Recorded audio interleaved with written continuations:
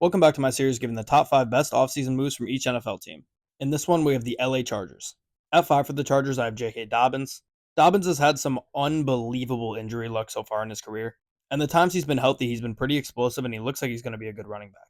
Of course, there's a ton of concern of whether he's going to be able to recover from all these injuries, but regardless, if you're the Chargers, this is a great upside pick, and you get him for super cheap due to those injuries, so it really can't hurt. At 4, I have DJ Chark. In free agency, I don't think the Chargers did a great job at all. Not that they really could have, but they signed guys who have high upside like Chark and Dobbins for cheap prices.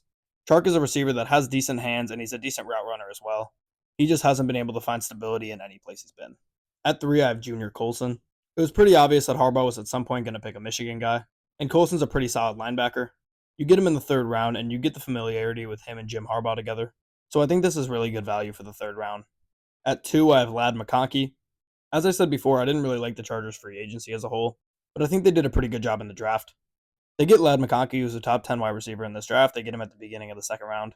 They desperately need some weapons for Herbert, losing Keenan Allen and Mike Williams in the offseason. McConkey's a great athlete, and he's great after the catch. I think him and Herbert will be a great match for each other. But at 1, I have Joe Alt.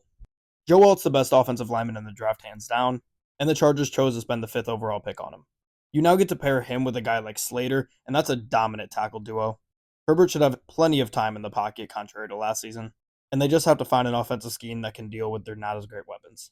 Overall, like I said, not in love with the free agency for the Chargers. I think they had a solid draft, but overall, they're a huge question mark for me. I really hope they don't waste any more young years of Justin Herbert. Comment what team I should do next.